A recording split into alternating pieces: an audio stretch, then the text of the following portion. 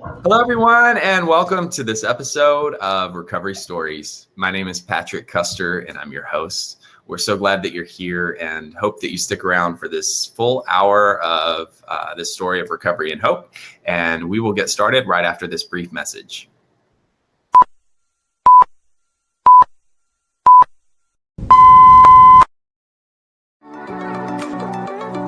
We are live in Stop Facebook. Where a number of people The opportunity to share. She's one of our own. It has been They aren't like parts of your story that's awesome. You found healing. You found, until I got sober. can't wait for her to share it. I hate to know the different aspects of your story and what. Awesome. Right.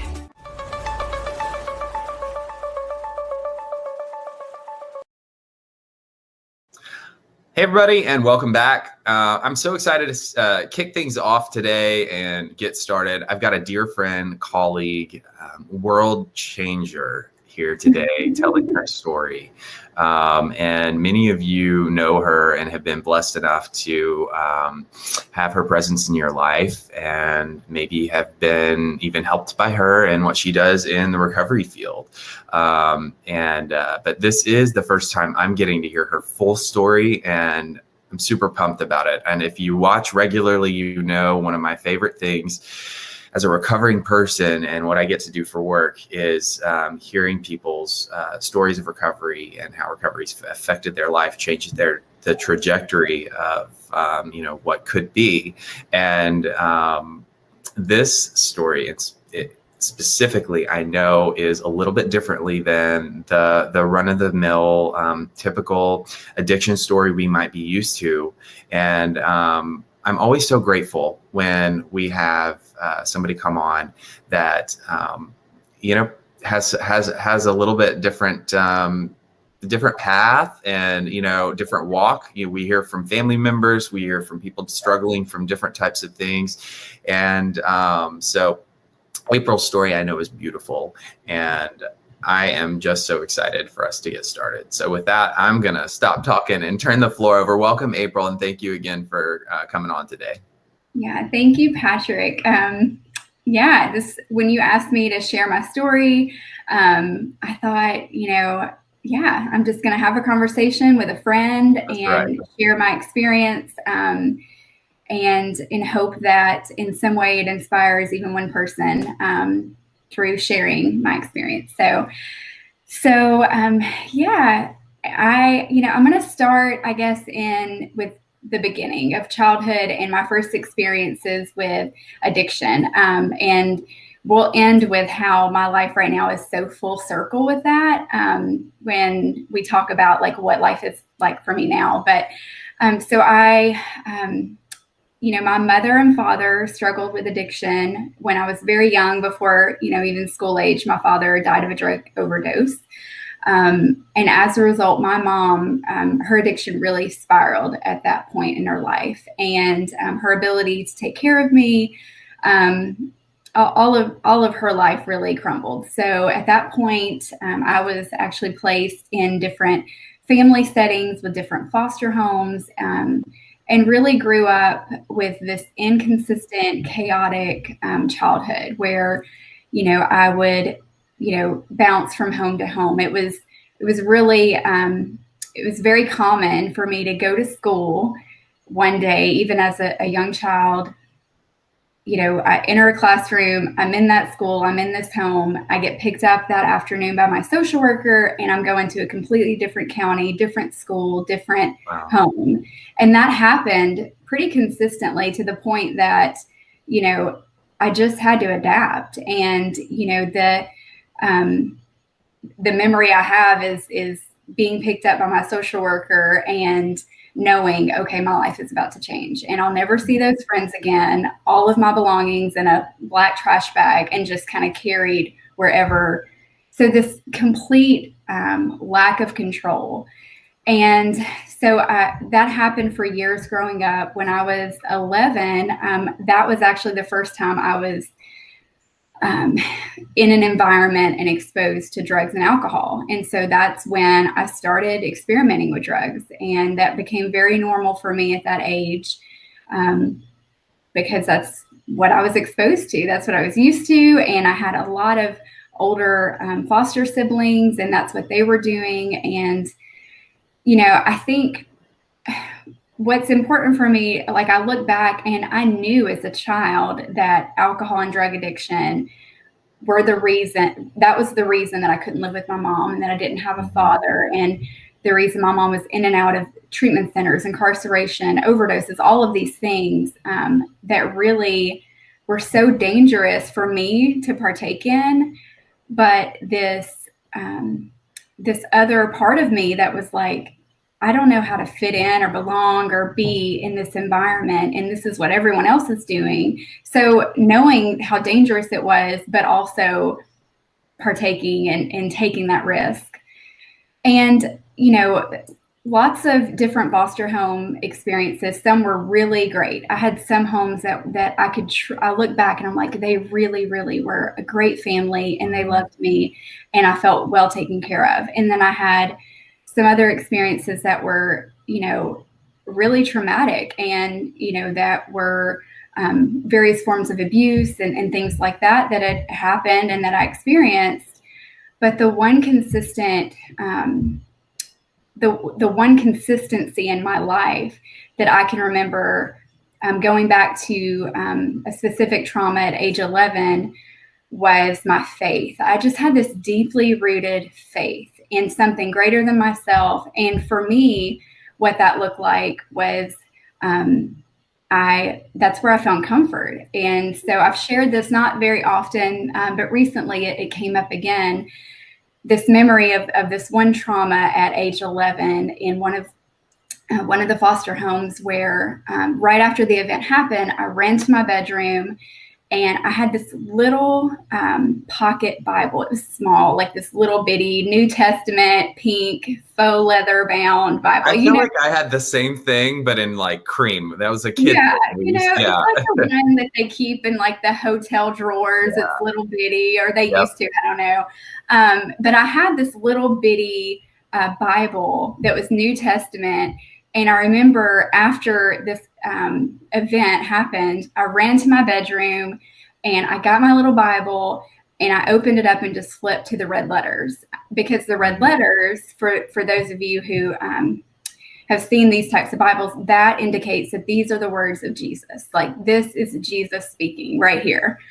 And I just remember, this is one of those memories that's like, it feels like it just happened when I think about it, of this peace and this comfort and just this reassurance that I'm going to be okay and that I'm held. And so for me, not knowing at age 11 what in the world I was reading, I still don't understand half of what I'm reading in the Bible today. I'm still working on that and how to translate that. But just finding comfort in knowing that who I believe to be like my savior and, someone that could comfort and protect me, that was a consistent theme when I look back in my life. And I'm thankful for that. I think,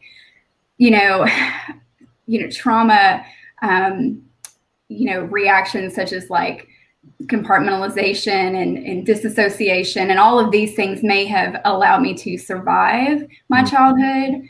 But my faith is what allowed me to maintain joy as a child. Because I look back and I'm like, I still was a happy child, despite all these things growing up. And the only thing I can think of is that joy is supernatural, that, that came from my faith. So anyhow, I grew up experimenting with drugs, and I would have periods of abstinence depending on where I lived. And I think that's interesting because I look back and I'm like, depending on the environment in which I was in, if I wasn't exposed to it, I didn't do it, if it wasn't around. Right. So it was very much like I went to 3 different high schools, and at one high school I went to, I'm skipping school. I'm, eating shrooms and taking acid and all of this crazy stuff, drinking and taking vodka to school, and then moved to another high school and have different habits. Now I still drink, and the story I tell myself is, well, you were way worse at that high school, but then this one you were better. But then I remembered you got arrested in a church parking lot for drinking that one time. that field party you went to, like, I think, so it's funny how as I've gotten older and I tell my story and I identify my truth, I'm like, that really wasn't, that's just the story you told yourself. That wasn't the truth. You were just partying differently, Isn't that funny how because I can identify completely with that, how the truth that I hold about different parts of that period of my life, the facts are there, but the truth we hold somehow shifts the longer we stay. We go down a healthy path and we revisit those memories and we talk about it and stuff. Yeah. We realize, like, wait, that's a half truth. Yeah. It's funny, but I think that, that's, I don't think it's isolated to just you and me. I think that's most of us, for sure. Yeah. And I think that's what's beautiful about, like, recovery and working towards identifying, like, what is your truth? What are half truths? What is, I look back now, and if I had told my story 2 years ago, it would look very different than today, because I'm growing and learning in this process of recovery. And not just with, like a 12-step program or my religious, faith system, but also, outside help with my therapist that's helping me identify some other skills. So the truth is, I partied all through high school. No matter what high school I went to, it just looked different. And it may have been different drugs or alcohol. But none of it was better or worse. It was, it was just me trying to fit in wherever it was, whatever, situation I was in. So that continued until I went to nursing school, really. I was determined that I was going to go to nursing school after I graduated. And I was not going to risk that by drinking and using drugs, and I'm going to grow up and, all of these things. And, I did stop using acid and illicit drugs and all of those things, but I still drank. And at the time, I see the progression of my alcoholism was, it was very much social at first, and then at some point, and I'll talk about this in a minute, it became more, okay, now I am drinking because I'm in pain, like emotional pain. Things are surfacing, to ending with, I can no longer control this.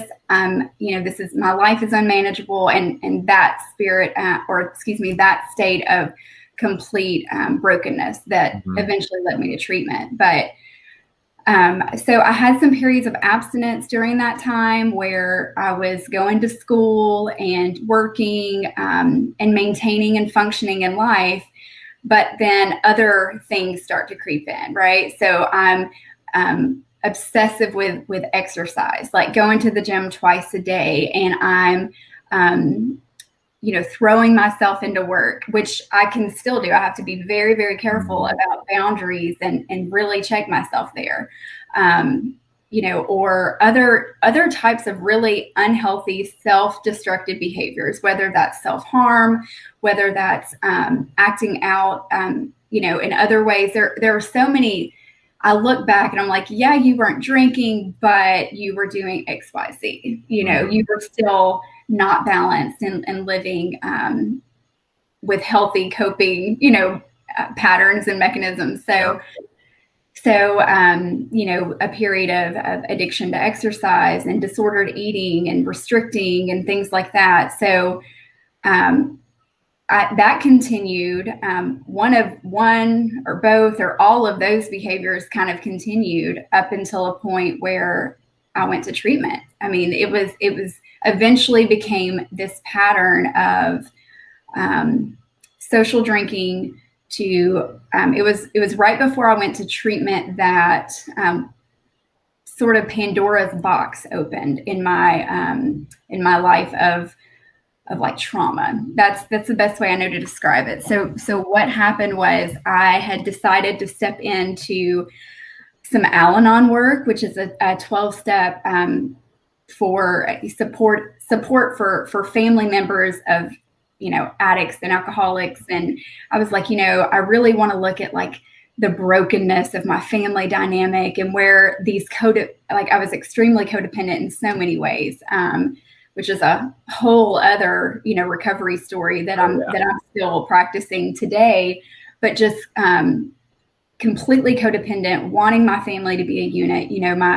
All of my brothers and sisters, we all grew up in different homes and different life experiences. And I wanted more than anything for us to just be this family, this functional family. And it was so dysfunctional and it was so unhealthy. And I decided, well, I'm just going to do some work and look at that.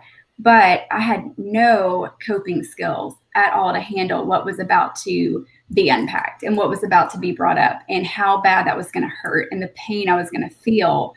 And looking at those things through this lens of like just so raw. I mean, I just remember feeling so raw and exposed, and then just completely lost myself after that. I mean, on the outside looking in, or at least, again, I tell myself this, I think that people in my life had no idea what was going on with me, that I was suffering in silence, and that I had it all put together. But even if that's the case, internally, I was just dying inside. I was hurting. I was in so much pain.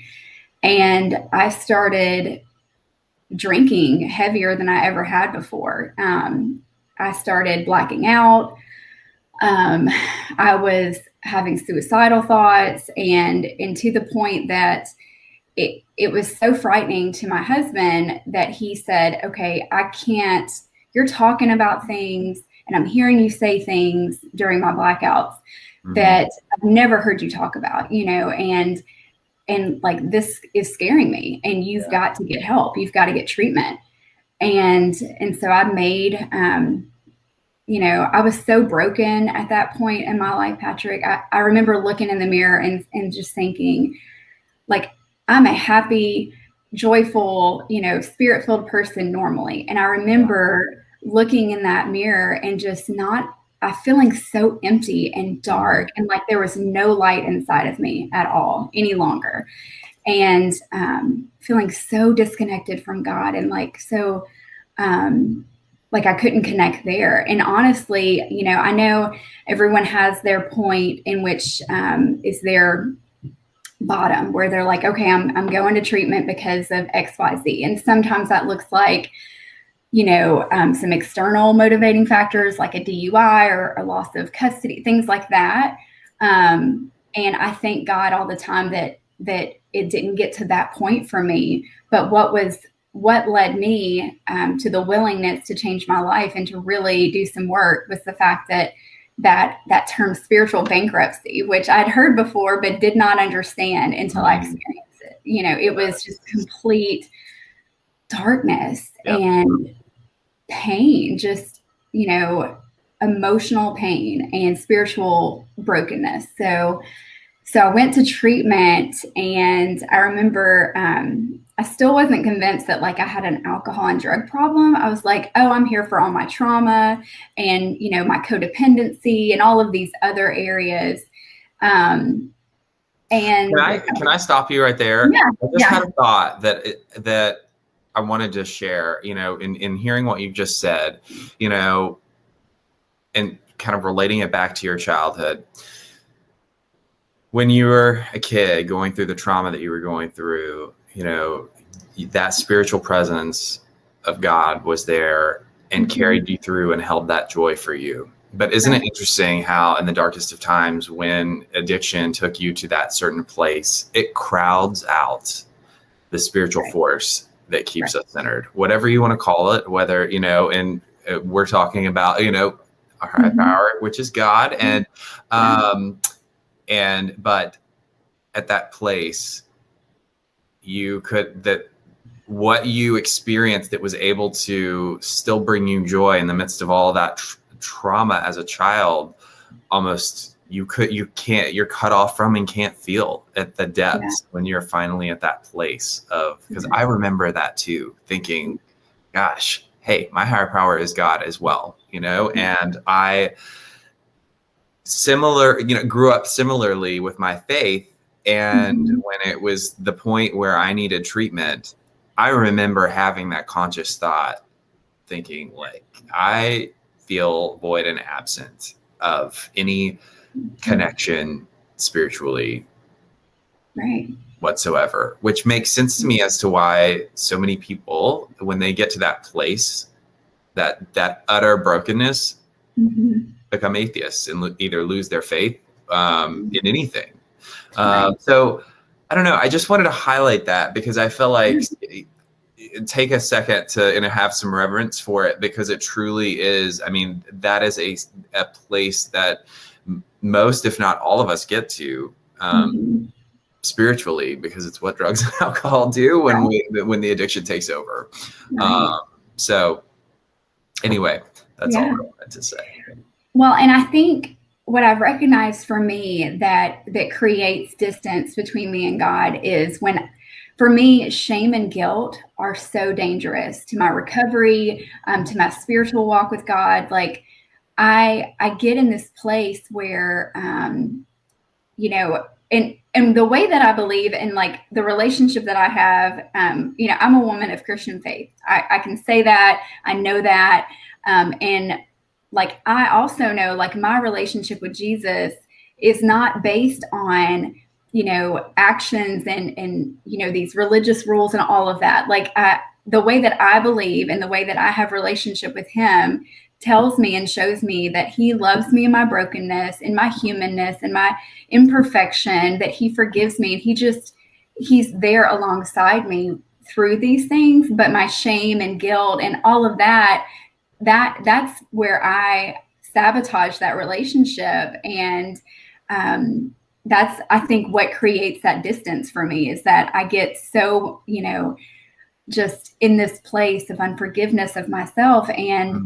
And so I've really had to work on that and identify, like, what areas of growth are needed in that, like, where there is growth needed in that area around shame and guilt and unforgiveness. So anyhow, where were we at with the story? Well, and I'm so sorry for sidestepping there. I didn't mean to get you off track, but you were at the place describing just what you would, I guess, describe as your bottom, getting close to the place of going to treatment. Yeah. So I went to treatment, and it was a beautiful treatment center, 6 hours away in the mountains, you know, very immersed in nature. And I was determined, like, I'm going to do all the work. I'm going to go to every group, you know, had my highlighters, you know, I'm going to get an A in rehab, right? Like, yes, I'm going to ace this. I'm going to do all the extra groups that are optional, but, you know, all of those things. I was not going to rest. I was really going to do the work, because I cannot live like that anymore. And I was just so willing. And I think it's important for me to say here that for me, I needed treatment. Like, I needed a complete removal, completely just removed from the chaotic mess of a life that I was living in. I mean, a lot of it self-destructive and self-sabotaged, a lot of things in my life, but I needed to be removed from that, not just for clarity of mind, for the alcohol and the fog to lift, but for me to get clarity around decisions I was going to make, and so much more than that. It was bigger than, I mean, because honestly, I remember heading to treatment and thinking, you know, I don't know if they're really going to accept me, even though I was, you know, having suicidal thoughts, you know, the last few weeks leading up to that. I was binge drinking. I had all these thoughts around, I don't know if I'm going to meet criteria for, you know, to go to treatment. And even stopping, I'm going to tell myself a little here, but even like stopping and thinking, well, I need to get really, really drunk so that they'll admit me into treatment. And so I did that. God, it's insane to think about some of the things I did, but I did that thinking, you know, still being in denial that I had all these issues and that they were real problems enough to, you know, need this treatment, but willing, just still in denial. And so, I mean, I did, like, you know, we stopped and, you know, I drank and I wasn't driving, but, you know, even if I had been, that still wouldn't have been too insane, right? Not the way I was living. Right. And I get there, and at this point, I'm so intoxicated that they're talking to me about, like, sending me to the hospital for IV fluids and to clear me and all of this stuff. And I'm like, well, I'm really not an alcoholic, like I was just drinking a little bit. And they're like, you're over a 0.3. And this is sort of like, where we would send someone to the hospital. So anyhow, I went to treatment. Turns out I really did need it. I did meet all the criteria with all my mental health that needed to be addressed, with my trauma that needed to be addressed, with my, binge drinking, with blackouts and suicidal thoughts, like all of that, and it's funny because people think that some people that I've talked to think that if you aren't drinking every day, they have this idea of what an alcoholic is, and, it's someone that drinks every day or that's going to go into DTs and all of those things.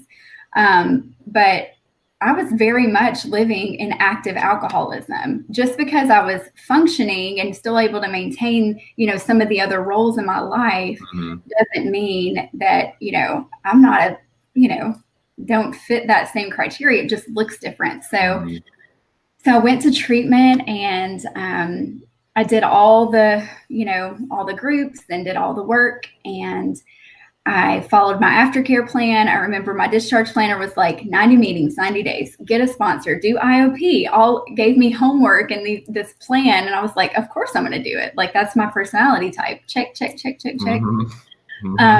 But yet this whole time, again, still not. What I later realized in looking back is that for me, the program that I chose to work, the 12-step program, the first step is understanding, your powerlessness over, the powerlessness you have to alcohol. And then the second part of that your life had become unmanageable. And for me, I could identify where my life was unmanageable, but I was like, but I'm not really powerless. Like alcohol doesn't have that much control over me.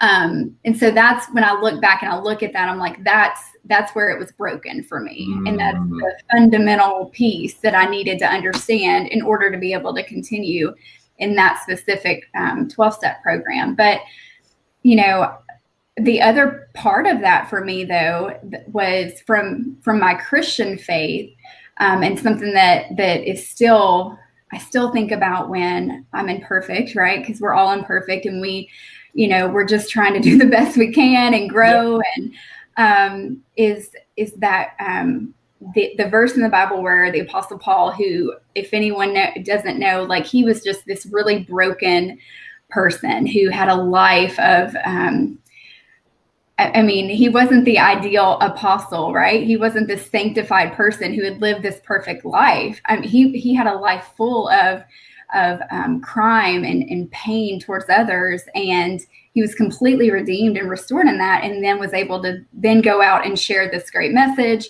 about what his life looked like. And he talks about how why do we do the things that we don't want to do? Like, why do we continue to do the things that we don't want to do? And for me, the way that I read that is this concept of powerlessness over our sin nature, right? Like, just we're given this free will to live and make choices and decisions, but we're very much human in that. And we don't always make the best decisions, and we hurt people, and we do things that we don't want to do. And so for me, a big part of my recovery has been understanding it takes both for me. So powerlessness over alcoholism, drugs, and all these other life controlling behaviors, but then submission to God and understanding powerlessness over my sin nature. Like, for me personally, I have to remember both of those in order to stay balanced in my recovery. And so fast forward till today. So where my life is today, it looks so different than, the day that I went into treatment. And I'm continuing to grow in my recovery, and in this process of, there's so many different programs out there that have so much, they give you so many skills, right? So whether I'm working a program of codependency, Al-Anon, ACOA, or a 12-step around some sort of substance or life-controlling behavior, what I love about them is it's this step work, very like practical, simple, guide to how to grow spiritually. I love that. And again, being a person that's like telling my therapist too every week, give me some homework. What am I supposed to do? You know, which is also very important for me in my recovery, that outside help, that clinical perspective of how my trauma affects decisions that I make today and how my trauma ties into, you know, some belief systems and things like that, that I'm having to consciously work on, and how, you know, identifying what's true and what's not, right? Like what is my truth, or what story have I told myself, and what's the accurate narrative, and what has April told herself for whatever reason for years and years. So, but today, you know, I work at a place that the whole mission is to give back to women, to empower women for recovery. You know, I absolutely love my job. I love the fact that, you know, I landed, and it's not by coincidence. The program that I work for today is the exact program that over 10 years ago, my mother went through. And that's when we began relationship. So, I mean, I think about that, like how full circle my life has come. And I didn't even know when I was working at the Next Door, and I started at the Next Door, goodness, like over 4 years ago. I had started as a detox nurse on the detox unit.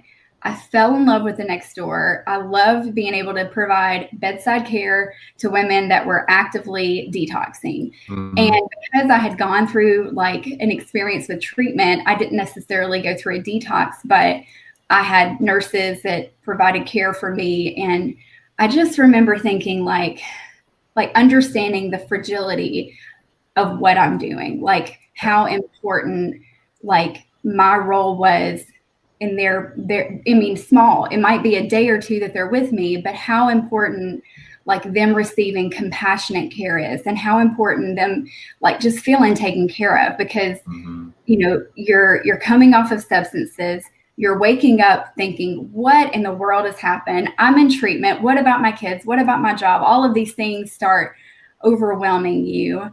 And then you're like feelings, like, what are these, you know, like for many people for the first time in decades. Yeah. And some people for the first time in so many years. And then that shame and that guilt and, oh my God, I did this. And what about this? I mean, so it's like, I understood like, this is such a fragile time. Like this is like such a delicate space that I'm sitting with them in, and understanding like they're not going to feel good and they may not like me, and that's not personal to me, right? Like, and then you're in spiritual pain. At least for me, that was a huge part of it as well. So I was honored to be a part of that piece of their journey, and to get to provide bedside care to them and just support them through that.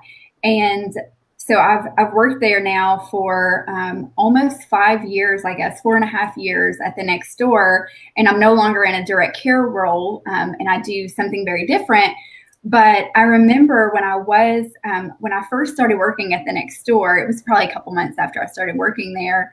I was driving home from work one day, and my mom calls me, and we're just talking about, you know, my day. And I mentioned that I've got this new job. I'm working at the Next Door. I'm a detox nurse. And she, in that moment, she's telling me about how, babe, that's the same program that I went through over 10 years ago. And she asked me, is Cindy still there? Is Linda still there? And at the time, Cindy and Linda were our senior leadership, and Linda Leathers was our CEO, and Cindy Sneed was our CCO. But years ago, when my mother went through being one of the very first clients in their program, Cindy was her direct care therapist. And I mean, it was such a powerful moment for me, just in such a God moment where I was like, okay, God, like I see you. And I remember thinking like, my life is so different now. And I mean, how do I even deserve this? You know, like how full circle this is, that I get to serve and work at a program and a ministry that is directly responsible for the relationship that I now have with my mom, that restoration, that forgiveness.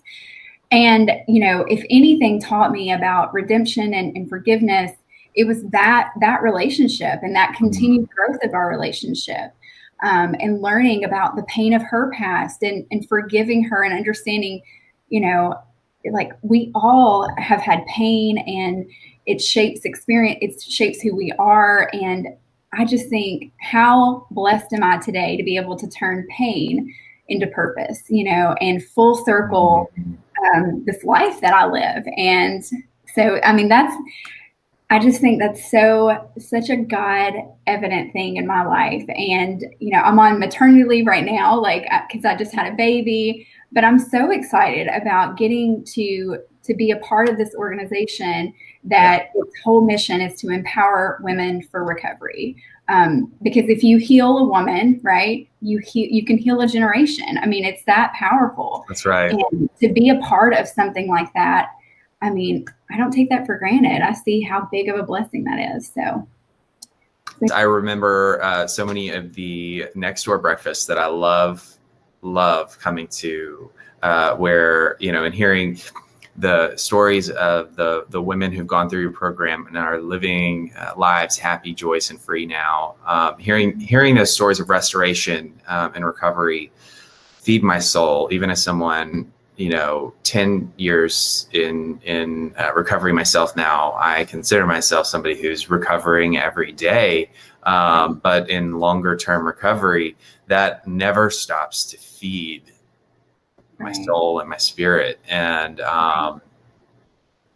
you all are definitely doing some wonderful things there at the next door. And it's been really cool in the time that I've been sober and also working in the treatment field, to watch your program grow, how it has through the years, and blossom and what have you. I know that our leadership at Promises holds a huge place in their heart for the next door and the ministry there and the work that you all do, because they are very invested in, you know, and working with you all. And I'm excited, you know, that we have a partnership and that we do work together and everything. I would say that anyone any woman that needs help would be in wonderful hands to come seek that hand of help with the next door, for sure. But also back to what you were saying. Sorry if I jumped ahead. So okay, yeah. Well, I think I sort of was ending there with because kind of, I mean, that's where my life is at today. Is that I have this beautiful life. I just had this baby that, you know, came out of nowhere. Hello, 2020. And, you know, I just feel like my life has really come full circle in a lot of ways with this ability to have relationship with my mom when, you know, that was not possible as a child. And in my adult life, I'm able to do that and in a healthy way without codependency, like as I'm working on myself, right? So it's taken me working through a lot and having some really hard conversations with my mom for us to get to this place where we have a relationship now. And, you know, growth myself, like you said, like every day is growth and recovery every day.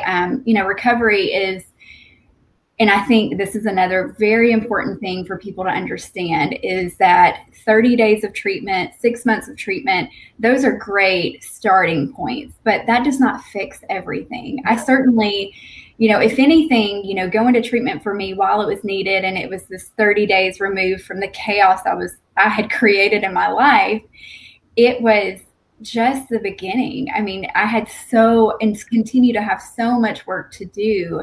And so this idea that I've, you know, worked with families that, you know, well, everything's going to be fine when they get out of treatment, whether that's 30 days or 6 months. You know, if anything, you know, what's beautiful about treatment is that you are removed.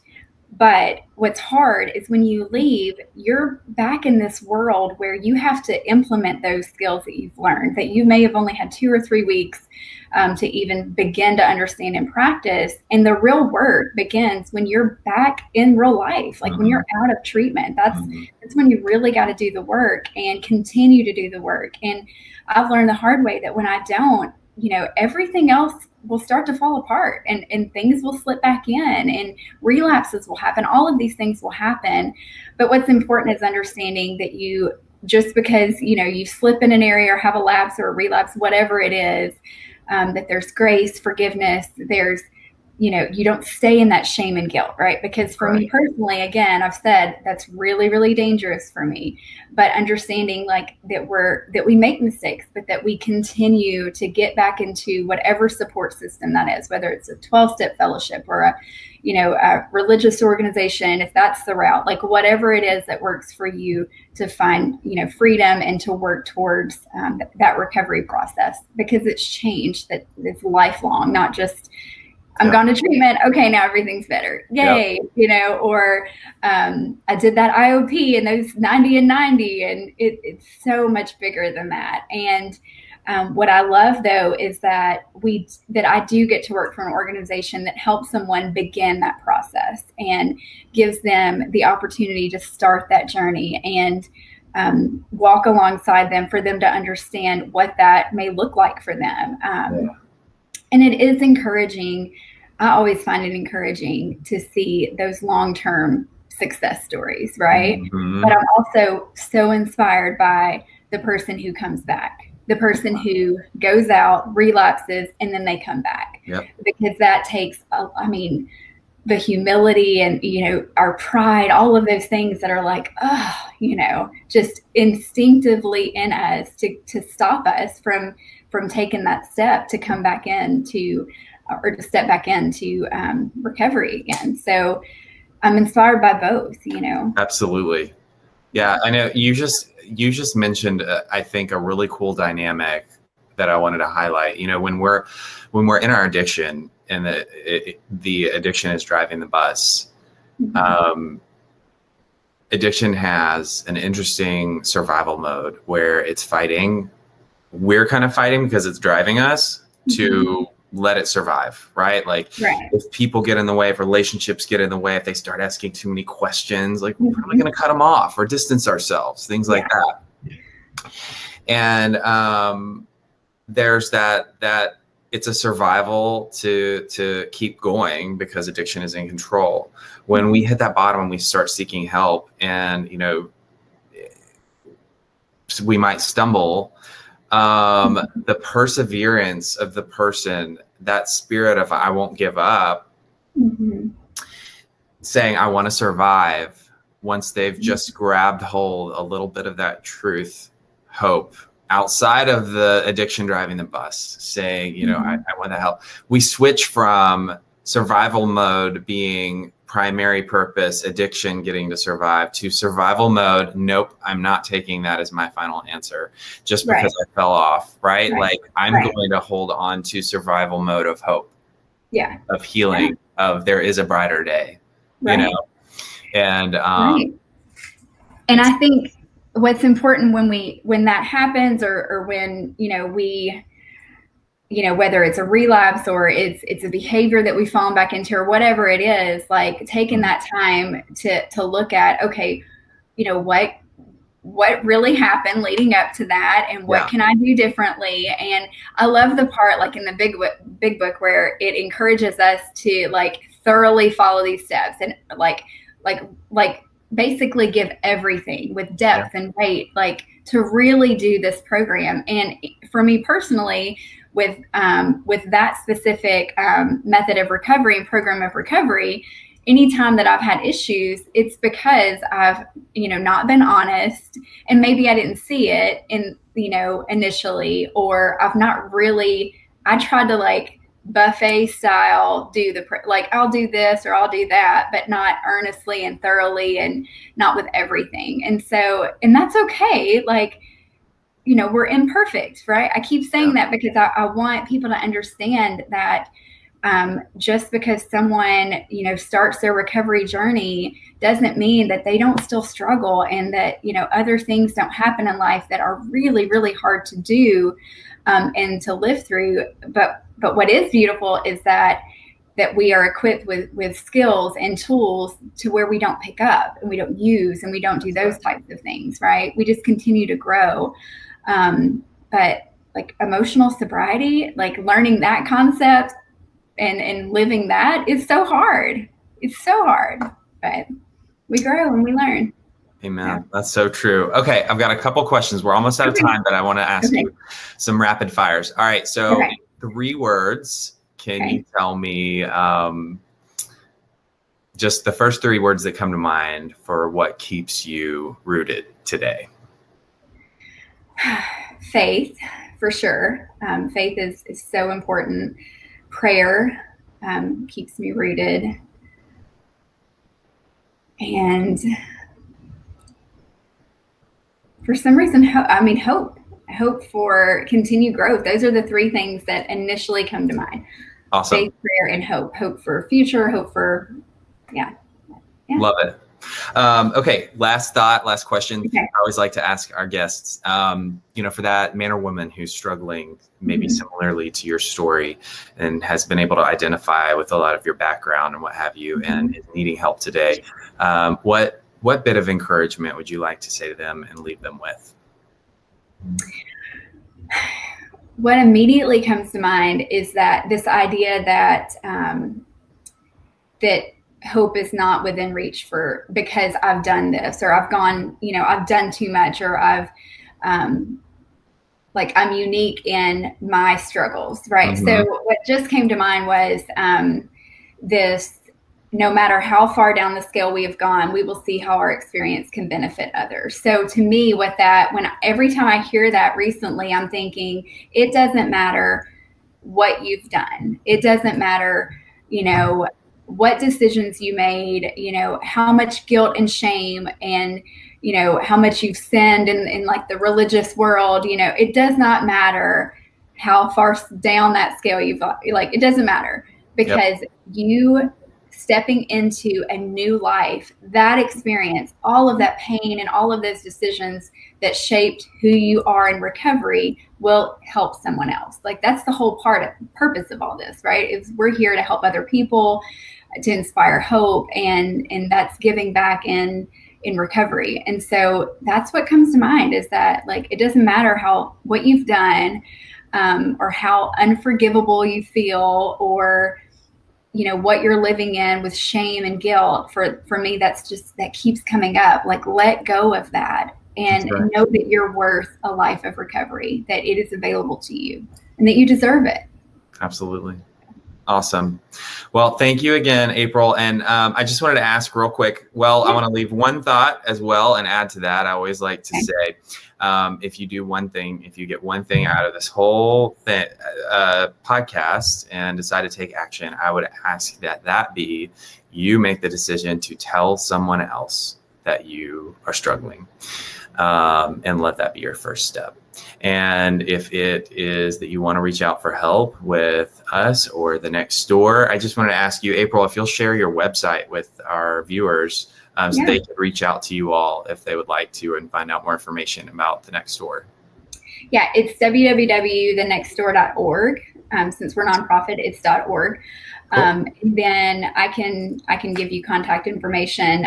If it's someone, if there's a female out there listening that's struggling, they can call the Next Door. I'm even okay for them to call me, like, if that is something I can offer. Because sometimes that first call, that's also just as fragile, right? It's just connecting with someone and being willing to say, I need help. And even if we aren't the best, fit, or we can't help, or whatever it is, that's what's beautiful about the network that we have, Patrick, is that we have resources and we can point someone in the right direction. Like, this that's what's so beautiful. That's why I love working with Promises and all of these other great places, because we get to just help people. Yeah. That's so true. Absolutely true. Yeah. If you want to just send those over to me, everyone, I'll make sure it's in the comments below so you can get more information on how to access April and talk to her with the Next Door. Also, if you want to check out our website and connect with us at Promises, it is promisesbehavioralhealth.com.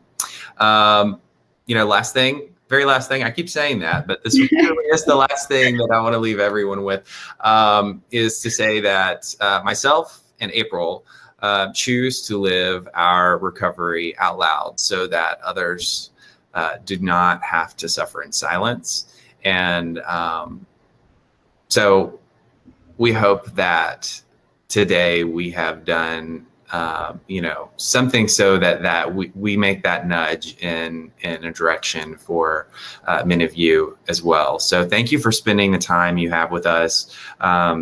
And, if you're not someone in need of recovery or in recovery yourself and you just happened upon our video, if you know someone that would benefit, we just ask you that you feel free to share this video with them, because we want this to continue blessing other people as time goes on. So with that, thanks again, April, and thanks to all of you watching. Hope you take care of yourselves, and